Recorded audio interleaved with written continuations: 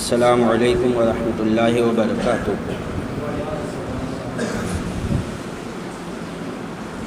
اعوذ باللہ من الشیطان الرجیم، بسم اللہ الرحمن الرحیم۔ وقاتلوا فی سبیل اللہ واعلموا ان اللہ سمیع علیم۔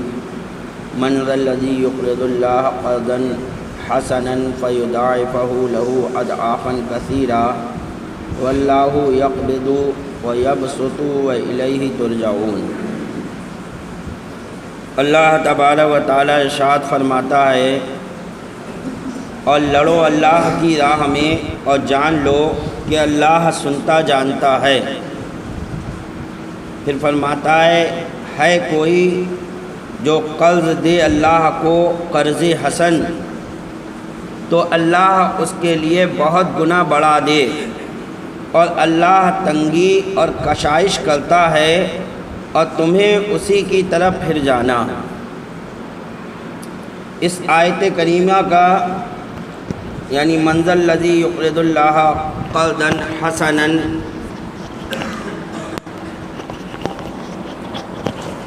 یہاں سے وَإِلَيْهِ تُرْجَعُونَ، اس کا شان نزول بتا رہے ہیں کہ حضرت ابو الدحداء رضی اللہ عنہ نے ایک بار بارگاہ نبوی میں حاضر ہو کر عرض کیا کہ یا حبیب اللہ، میرے 2 باغ ہیں، اگر میں ان میں ایک صدقہ کر دوں تو کیا مجھے اس جیسا باغ جنت میں ملے گا؟ یعنی اللہ نے مجھے 2 باغ دیے ہیں، اگر ایک باغ میں صدقہ کر دوں تو جنت میں اللہ تبارک و تعالیٰ اس باغ کے بدلے مجھے باغ عطا کرے گا؟ فرمایا ہاں۔ اللہ کے رسول نے فرمایا ہاں، یعنی یہ سودا کر رہے ہیں جنت کا، اپنا مال یہاں پر دے کر اور جنت خرید رہے ہیں مالک جنت سے۔ فرمایا ہاں، تو عرض کیا کہ میرے ساتھ میری بیوی ام الدحداء بھی اسی باغ میں ہوں گی؟ یعنی باغ میں دے رہا ہوں لیکن میں اکیلا اس باغ کا مالک بنوں گا، کیا میری بیوی بھی اس باغ میں ہوگی؟ سرکار نے فرمایا ہاں، تم بھی جاؤ گے اور تمہاری بیوی بھی جائے گی۔ عرض کیا کہ کیا میرے بچے بھی میرے ساتھ ہوں گے؟ سرکار نے فرمایا ہاں، تمہارے بچے بھی تمہارے ساتھ ہی ہوں گے۔ بس جب آپ نے یہ سن لیا کہ باغ دنیا میں صدقہ کر دوں گا تو اللہ تعالیٰ جنت میں باغ بھی دے گا اور بیوی بچوں کا ساتھ بھی دے گا، سب کچھ ملے گا، تو اس سے بڑا نفع کا سودا اور کیا ہو سکتا ہے انسان کے لیے؟ فرمایا تو عرض کی آپ نے ان میں سے بہترین باغ، بس آپ نے ان میں سے بہترین باغ کو جس کا نام حنینیہ تھا خیرات کر دیا۔ ان کے بال بچے اسی باغ میں رہتے تھے۔ آپ اس باغ پر پہنچے اور دروازے پر کھڑے ہو کر اپنی بیوی کو آواز دی کہ اے ام الدحداء، یہاں سے نکل چلو، میں نے یہ رب کے ہاتھ بیچ دیا ہے، اب یہ باغ ہمارا نہ رہا۔ اس پاک بیوی نے کہا کہ مبارک ہو کہ تم نے بہترین گاہک کے ہاتھ بڑے ہی نفع کا سودا کیا ہے۔ پہلے کی بیویاں بھی ایسی ہوتی تھیں، آج کل کی تھوڑی، یہ کیا کرا پورا باغ دیا ہے۔ آج آدمی کے جسم سے جیب سے 1000 2000 5000 نکلنا تو قرضے پڑ رہے ہیں، پورے باغ دے دینا۔ یہ تو پہلے کے صحابہ اکرام کا ہی کام تھا، وہ جانتے تھے کہ اس کا بدلہ کیا ہے۔ آج ہم جانتے ہی نہیں ہیں، ہمیں پتہ ہی نہیں ہے کہ اللہ تبارک و تعالیٰ ہمیں کیا عطا کرے گا۔ ان کا ایمان تھا، وہ جانتے تھے کہ یہ جو ہم دے رہے ہیں اس کے بدلے ہمیں ملنا کیا ہے، تو وہ دے دیا کرتے تھے۔ اور ویسے ہی عورتیں تھیں، آج عورتیں نہ عورتوں کو جو ہے صدقہ و خیرات کر رہی ہیں نہ مرد کر رہے ہیں۔ اگر مرد کہیں کر بھی رہے ہیں تو عورتیں دبا رہی ہیں، ارے کیا کر رہے ہو، اتنا دینے کی کیا ضرورت ہے، اپنا گھر نہیں دیکھو گے؟ نہ وہ کل کی بیویاں تھیں، کہا بہت اچھا سودا کر آئے ہو۔ اس پر منزل لذی سے ترجعون تک آیت نازل ہوئی، یعنی جب انہوں نے یہ کیا تو اللہ تبارک و تعالیٰ نے یہ آیت کریمہ نازل فرما دی کہ ہے کوئی جو اللہ کو قرض دے، قرض حسن، یعنی ایسا نہیں ہے کہ حضرت ابو الدحدہ نے کیا ہے تو انہی کو ملے گا، جو بھی اللہ کو قرضہ دے گا سب کو ملے گا، یہ صرف ان کے لیے خاص نہیں ہے، جو بھی اللہ کی راہ میں خرچ کرے گا دل کھول کر تو اللہ تبارک و تعالیٰ اس سب کو عطا کرے گا۔ اب صدقہ و خیرات کے کئی درجے ہیں، یہ تو نفلی ہوا، یہ تو ایک نفلی چیز تھی، نفلی چیز اسے کہتے ہیں کہ ہمارے اوپر فرض نہیں ہے، اللہ نے ہم پر فرض نہیں کیا، ہم اپنی طرف سے کر رہے ہیں۔ اب باغ صدقہ کرنا ان کے اوپر کیا فرض تھا؟ نہیں تھا، انہوں نے اپنی طرف سے کیا تو یہ نفلی صدقہ کہلاتا ہے۔ اور فرض کیا ہے؟ جو اللہ تبارک و تعالیٰ نے حکم دیا کہ یہ صدقہ کرو، وہ تو فرض ہے، وہ تو کرنا ہی کرنا ہے، اگر وہ نہیں کرے گا آدمی تو گناہ گار ہوگا۔ تو فرض کیا ہے؟ مسلمان مرد و عورت پر اللہ تبارک و تعالیٰ نے زکوٰۃ فرض کی۔ زکوٰۃ یہ مسلمانوں پر فرض کی گئی، لیکن آج کتنے مسلمان ہیں جو زکوٰۃ ادا کرتے ہیں اور کتنے ہیں جو پوری ادا کرتے ہیں؟ یعنی کچھ تو ہیں کرتے ہی نہیں ہیں۔ عورتیں زیورات پہ زیورات بنائے جا رہی ہیں، زیورات پہ زیورات پہنے جا رہی ہیں، سونے کا جھومر بھی ہے، ٹیکا بھی ہے، ہار بھی ہے، سب کچھ ہے، لیکن زکوٰۃ کی کوئی فکر نہیں عورتوں کو۔ یاد رکھو قیامت کے دن یہ تمام سونا چاندی، یہ سب جو ہے زیورات، مال اللہ تبارک و تعالیٰ قیامت کے دن لائے گا، اور اس سے تمہاری پیٹیں داغی جائیں گی، جہنم میں تپا کر اس سے پیٹیں داغی جائیں گی اس مال سے۔ ایک جگہ آیا ہے کہ وہ مال ایک سانپ کی شکل میں آئے گا، اور سانپ کی شکل میں آ کر جکڑ لے گا اور باچھے پکڑ کر کہے گا کہ میں تیرا مال ہوں، میں تیرا خزانہ ہوں۔ تو زکوٰۃ یہ اللہ نے فرض کی ہے، یہ تو ہر حال میں سب کو دینا ہے۔ آج علماء جب زکوٰۃ کی طرف توجہ دلاتے ہیں تو کہتے ہیں ارے ان کو عالموں کو یہی پڑی رہتی ہے زکوٰۃ کو بات کرنے کی، وہ کرنے کی۔ وہ عالم لوگ جو زکوٰۃ کو کہہ رہے ہیں وہ آپ کے فائدے کے لیے کہہ رہے ہیں، اگر آپ نہیں نکالو گے تو گناہ گار ہوگے۔ اس کی جو شرطیں ہیں وہ میں آپ کو بتا رہا ہوں، آپ اچھی طرح سمجھیں۔ جس کے اوپر زکوٰۃ فرض ہے، کس کے اوپر ہے؟ تو دیکھیے مسلمان ہونا شرط ہے، کافر کتنا ہی مالدار ہو اس پر زکوٰۃ نہیں۔ عاقل بالغ ہونا، یعنی عقل مند ہو اور بالغ ہو، بچے کے پاس اگر مال ہے تو اس پر زکوٰۃ فرض نہیں، اور بالغ ہے تو زکوٰۃ فرض ہے۔ آزاد ہونا، یعنی غلام پر زکوٰۃ فرض نہیں۔ مالک نصاب ہونا، مالک نصاب جو ہے یعنی جس کو شریعت نے امیر کہا ہے، چاہے وہ اپنے آپ کو امیر کہے یا نہ کہے، شریعت جسے امیر کہتی ہے اس کے اوپر زکوٰۃ فرض ہے۔ تو مالک نصاب کے بارے میں ہے جس کے پاس 87.480 گرام سونا یا 612.360 گرام چاندی، ان دونوں میں سے جس سے بھی اس کا نصاب پہلے پورا ہو جائے گا تو وہ مالک نصاب کہلائے گا۔ اب عام طور پر آج جو ہے چاندی سے ہی پورا ہو جاتا ہے، تو چاندی کا نصاب جو بن رہا ہے وہ بن رہا ہے 47,206 روپے، تقریباً 47,206 روپے۔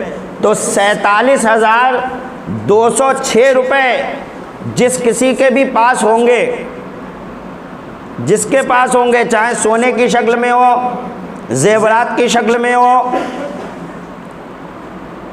یا مال تجارت کی شکل میں ہو، آپ کے پاس تجارت کا مال اتنا ہے، آپ تجارت کا کام کر رہے ہیں، کپڑے کا کاروبار ہے یا دکان ہے پرچونی کی ہے اور کچھ بھی ہے، یعنی کوئی بھی کاروبار جس کی تجارت کی جاتی ہے اور اس میں اتنا مال لگا ہوا ہے تو اس کی زکوٰۃ دینا ہوگی۔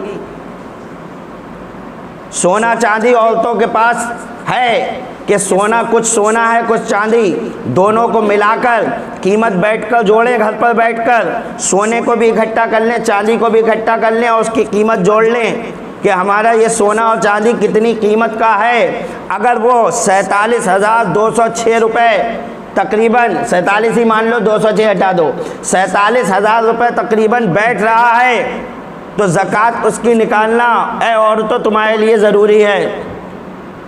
مرد نہیں نکالے گا، مرد تھوڑی ہے اس کی مالک۔ بہت سی عورتیں ہیں اپنے جو ہے مائکے سے بھتیرا زیور لے کر آتی ہیں، اس کے مالک وہ خود ہے، چلو مرد اگر بنا رہا ہے وہ کہ اس کا مالک میں ہوں، لیکن جو زیورات عورتیں گھر سے لے کر آتی ہیں اپنے مائکے سے، نکاح ہوتا ہے تو جانے کتنا سونا چڑھتا ہے، چاندی چڑھتا ہے، اس کی مالکن وہ عورتیں ہیں۔ اگر زکوٰۃ نہ دیں گی تو قیامت کے دن کس کی پکڑ ہوگی؟ شوہر کی ہوگی یا آپ کی ہوگی؟ تو اس طرف توجہ دیں۔ سونا پہننے کو منع نہیں کرتا، چاندی پہنے، لیکن اس کی زکوٰۃ پہ دھیان دیں کہ ہمیں اس کی زکوٰۃ نکالنا ہے۔ تو مالک نصاب وہ شخص ہو جائے گا جو اتنے پیسے کا مالک ہوگا، نصاب کا پورے طور کا پہ مالک بھی ہو، یعنی اسی کے قبضے میں ہو، اسی کا ملکیت ہو، یہ نہیں آدھا کچھ میرا ہے کچھ تیرا ہے، یعنی 47,000 میں سے 20,000 کا مالک میں ہوں، 20,000 کا دوسرا مالک ہے، پاس میرے ہی رکھا ہوا ہے، تو نہیں، پورے کا مالک میں ہی ہوں، تو جو ہے اس پہ زکوٰۃ ہوگی۔ نصاب کا قرض سے فارغ ہونا، اگر کسی کے اوپر قرضہ ہے، قرضے میں بھی سن لیجئے دو طرح کا قرضہ ہوتا ہے، ایک قرضہ ہوتا ہے میعادی اور ایک ہوتا ہے غیر میعادی۔ میعادی قرضہ اسے کہتے ہیں کہ قرض لیا اور کہا کہ بھائی ہم فلاں تاریخ کو یہ قرض آپ کا دیں گے، میعاد پڑ گئی تو یہ میعادی قرضہ ہو گیا۔ ایک قرضہ ایسے لے لیا، کوئی میعاد نہیں ڈالی کہ بھائی دے دیں گے ہم آپ کا قرضہ، انہوں نے کہا ٹھیک ہے جلدی دے دینا، بس بات ختم، کوئی تاریخ طے نہیں ہوئی اس میں، یہ غیر میعادی ہو گیا۔ تو وہ قرضہ جو میعادی ہے جس کی تاریخ پڑی ہوئی ہے وہ زکوٰۃ سے نہیں روکتا۔ مثال کے طور پر تاریخ پڑی ہوئی ہے بقرعید کی کہ بقرعید میں دینا ہے اور رمضان میں آپ کا سال پورا ہو گیا، آپ کو زکوٰۃ نکالنا ہے، تو آپ یہ نہیں کہو گے کہ ارے میرے اوپر قرضہ ہے، قرضے کی تو تاریخ بقرعید کی ہے، ابھی تھوڑی دینا ہے، لہذا جو ہے آپ کو جو ہے دینا ہوگا، زکوٰۃ دینی ہوگی۔ اور غیر میعادی یعنی جس کا کوئی وقت مقرر نہیں کیا، اس کو جوڑا جائے گا، کیونکہ اس میں اختیار ہے جس نے قرضہ دیا اس کو کہ وہ جب چاہے مانگ سکتا ہے بھائی میرا قرضہ دو، اور اس میں نہیں مانگ سکتا، اس میں تو جو تاریخ طے ہوئی اس سے پہلے مانگ ہی نہیں سکتا وہ۔ تو غیر میعادی جو ہے اگر وہ قرض آپ کے اوپر ہے تو وہ قرض نکال کر جو پیسہ بچے گا اگر نصاب کو پہنچتا ہے تو آپ زکوٰۃ دیں گے، نصاب کو نہیں پہنچتا ہے تو زکوٰۃ نہیں دیں گے۔ مال نامی ہونا یعنی مال ایسا ہو جو بڑھنے والا ہو، جس کو بڑھایا جا سکے۔ اب بڑھاؤ مت، آپ گھر میں رکھے رہو، اب سونا چاندی ہے، اس کو اگر آدمی بڑھانا چاہے تو بڑھتا ہے، اسی سے ہی تجارت ہوتی ہے، یہی مال اصل میں مال یہی ہے۔ اب اس کو گھر میں رکھے رہو تو تھوڑی بڑھے گا، ایسی مال تجارت ہے۔ سال گزرنا شرط ہے، یعنی آج کی تاریخ میں جو آپ کے پاس پیسہ تھا، لوٹ جب سال آئی تب بھی آپ مالک نصاب ہی رہے، اس بیچ میں کچھ پیسہ کم ہوا بڑھ ہوا اس سے مطلب نہیں۔ جب پورا سال گزر گیا تو سال گزرنے کے بعد آپ اب بھی مالک نصاب ہیں، یہاں تک کہ آپ کے پاس 1,00,000 روپیہ تھا پچھلی سال، اور اس سال پورا ہونے سے 2 دن پہلے 1,00,000 روپیہ اور مل گیا، آپ کے پاس ہو گئے 2,00,000 روپے، تو آپ کو اس 2,00,000 کی زکوٰۃ دینا ہے۔ آپ یہ نہیں کہو گے کہ ابھی 2 ہی دن پہلے تو ملا ہے، سال کہاں گزری، نہیں، اس کو سال گزرنا مانا جائے گا پورا، جب کہ آپ مالک نصاب ہو۔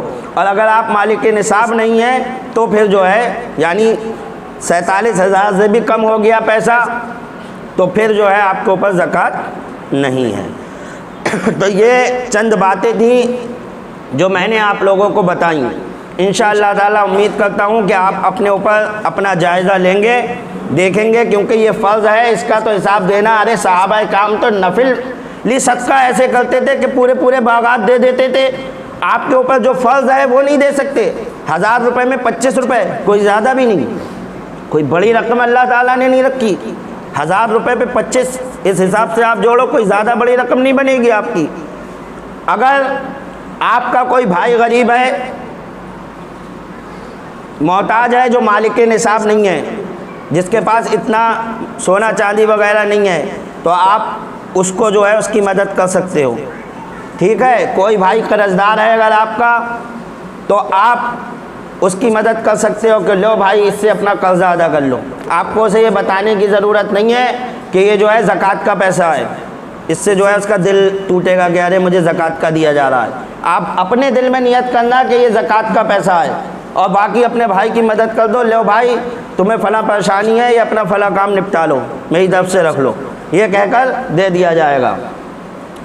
اگر آپ کے رشتہ داروں میں کوئی نہیں ہے تو جو ہے اپنے پڑوسیوں میں دیکھیے. پڑوسیوں میں اگر نہیں ہے، یہ جو عام طور پہ فقیر مانگتے پھر رہے ہیں، اگر آپ انہیں دو گے تو آپ تو فقیر سمجھ کر دے رہے ہو، زکوٰۃ تو ادا ہو جائے گی، کیونکہ وہ مانگ رہے ہیں، فقیری جیسا لباس پہنے ہوئے، آپ نے فقیر سمجھ کر ہی انہیں دیا.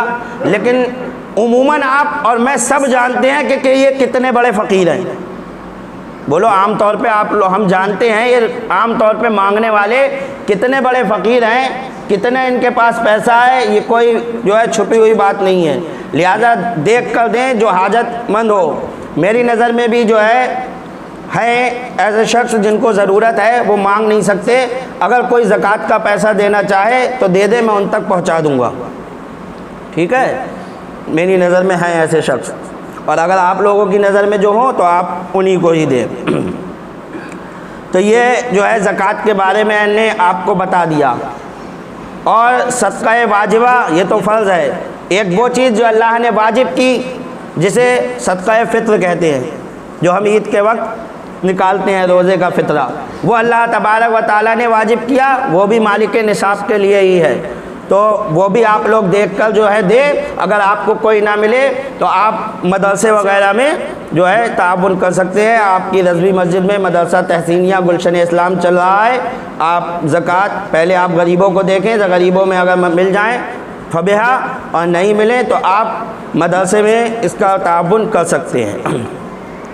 اور یہ صدقہ فرض ہو گیا اور صدقہ واجبہ ہو گیا. اب رہ گئی صدقہ نافلہ، جس کا ذکر یہاں قرآن میں ہے کہ انہوں نے پورا باغ صدقہ کر دیا. تو یہ نفلی صدقہ یہی ہے کہ جو ہم مسجدوں میں دیتے ہیں. مثال کے طور پر مسجد بنانے کے لیے ہم نے دے دیا، یا ابھی ختم شریف کا چندہ ہوگا تو اس میں دیں گے، یا ہم نے امام صاحب سے مصافحہ کیا، امام صاحب کو دے دیا، یا ہم نے اور کسی غریب کی ویسے ہی مدد کر دی. یہاں تک کہ اپنے بچوں پر بھی جو ہم خرچ کرتے ہیں وہ بھی نفلی صدقے میں شمار ہوتا ہے. یہ سب نفلی صدقہ ہے. تو اس طرف بھی آپ دھیان دیں کہ صحابہ اکرام تو پورے پورے باغات دے دیا کرتے تھے. جب نفلی صدقے کی بھی بات آئے تو آپ دل کھول کر ادا کریں. اب ختم شریف کا چندہ ہوگا تو انشاءاللہ تعالیٰ آپ اچھی طرح جانتے ہیں کہ ایک بڑی رقم جو ہے خرچ کی جاتی ہے. دوسری مسجدوں میں آپ لوگ دیکھ ہی رہے ہیں کہ کتنا کتنا دیا جاتا ہے، کسی سے کوئی چھپا ہوا نہیں ہے. الحمدللہ آپ کی بستی چھوٹی ہے لیکن پھر بھی آپ لوگ بہت تعاون کرتے ہیں. امید ہے کہ اس بار بھی کریں گے. میری رائے یہ ہے کہ جو کے گھروں میں 2-3 لوگ ہیں کمانے والے ہیں، اللہ نے جن کو دیا ہے وہ کم از کم 1000 روپے دیں، ہے نہیں. اور ویسے عام طور پہ 500 روپے دے. غریبوں کی کوئی بات نہیں ہو رہی. دیکھو جن کے یہاں خود ہی کھانے کو نہیں ہے ان سے کوئی مطلب واسطہ نہیں ہے. آپ کہیں گے سب کے اوپر ڈال دیا، ایسا نہیں ہے. اللہ نے ڈال، میں کسی کے اوپر نہیں رہا ہوں، میں ایک اپنی رائے دے رہا ہوں. جسے اللہ نے دیا ہے آپ مجھے نہیں دو گے، یا مسجد کو نہیں دو گے، یا حافظ جی کو نہیں دو گے. یہ سب آپ اللہ کی بینک میں جمع کر رہے ہو، یہ سمجھ لو. آپ جتنا دو گے قیامت کے دن اللہ تبارک و تعالیٰ سے اس سے کئی گنا پالو گے. یہ صدقہ نافلہ جو آپ دو گے، اللہ خود فرماتا ہے کہ ہے کوئی جو قرض اللہ کو دے قرض حسن تو اللہ اس کے لیے بہت گنا بڑھا دے گا. اب بہت میں قید نہیں لگائی، ہیں اللہ بڑھانے والا ہے، کیا جانے کتنا بڑھا دے، ہے نہیں، اس نے قید نہیں لگائی کہ 10 گنا بڑھاؤں گا یا 20 گنا بڑھاؤں گا، فرماتا ہے بہت بڑھا دوں گا، اب اللہ ہی جانے کہ کتنا بڑھا دے گا۔ تو آپ لوگ جو ہے اس میں جو ہے تعاون کریں، ہر چیز کا اس کا دھیان رکھیں۔ اللہ فرماتا ہے کیا کوئی ایسا بھی ہے جو اللہ کو بصدق دل حلال سے قرض دے، یعنی اس کی راہ میں خرچ کرے، جس کا عوض قرض کی طرح یقیناً ملنے والا ہے، تاکہ اللہ اس کے لیے اسی کا قرض 100 گنا بڑھا دے جو اس کے حساب سے بھی باہر ہو، کیونکہ دینے سے اس کے خزانے نہیں گھٹتے، اور اللہ تعالیٰ ہی تنگی فرماتا ہے اور وہی وسعت دیتا ہے۔ جب یہ ہے تو صدقہ خیرات سے تم پر تنگی نہ آئے گی۔ یہ مت سمجھنا کہ ہمارا مال کم ہو جائے گا، اللہ ہی تو تنگی دینے والا ہے اور اللہ ہی رزق دینے والا ہے۔ جب اللہ ہی کی راہ میں خرچ کرو گے تو تمہارے رزق کو وہ گھٹائے گا نہیں بلکہ بڑھائے گا ہی، اور بخل سے تمہارا مال نہ بڑھ جائے گا، تم بھی ایک دن اسی کی طرف لوٹائے جاؤ گے۔ لہذا جانے سے پہلے اصلی وطن کو اپنا اسباب بھیج دو اور خدائی بینکوں میں اپنا کمایا ہوا مال جمع کر دو تاکہ وہاں مع نفع کے پاؤ۔ کچھ امیروں نے فقیروں سے کہا، ایک بار امیروں نے فقیروں سے کہا کہ ہم خدا کے بڑے پیارے ہیں۔ فقیروں کو تانا دیا امیروں نے اور کہا ہم اللہ کے بہت پیارے ہیں کہ اس نے ہم سے قرض طلب فرمایا۔ اس نے کہا ہے کوئی جو قرض دے، اور قرض تو امیر ہی دے گا، امیر ہی کے پاس پیسہ ہوتا ہے وہی دیتا ہے، تو ہم اللہ کے کتنے پیارے ہیں کہ اللہ تبارک و تعالی ہم سے قرض مانگ رہا ہے۔ فقیروں نے جواب دیا نہیں، بلکہ ہم اس کے پیارے ہیں، قرض تو غیروں سے بھی لے لیا جاتا ہے مگر اپنوں کے لیے لیا جاتا ہے۔ قرض تو آدمی غیر سے بھی مانگ لیتا ہے، لیکن مانگتا کس کے لیے ہے؟ جس کے لیے مانگتا ہے وہ اس کا اپنا ہوتا ہے۔ اللہ نے اپنے لیے نہیں بلکہ فقیروں کے لیے مانگا ہے، غریبوں کے لیے مانگا ہے، تو ہم اللہ کے محبوب ہیں، تم محبوب نہیں ہو۔ اور اس پہ ایک دلیل بھی دی، دلیل کیا دی؟ مگر اپنوں کے لیے نہ کہ غیروں کے لیے۔ کہا حضور صلی اللہ علیہ وسلم نے جب وفات پائی تو آپ پر ایک یہودی کے کچھ قرض تھے جو آپ نے اپنے اہل و عیال کے لیے لیے تھے۔ غور تو کر لو کس سے لیے تھے؟ یہودی کیا اپنا ہے؟ غیر سے لیے تھے، تو لیے تو غیروں سے بھی لیا جا سکتا ہے، اور لیے کس کے لیے تھے؟ اپنے بیوی بچوں کے لیے۔ تو پتہ چلا لیا جس کے لیے جاتا ہے وہ محبوب ہوتا ہے، جس سے لیا جاتا ہے وہ محبوب ہو یہ ضروری نہیں۔ چلیے وما علینا الا البلاغ۔ ایک بات اور کہہ دیں کہ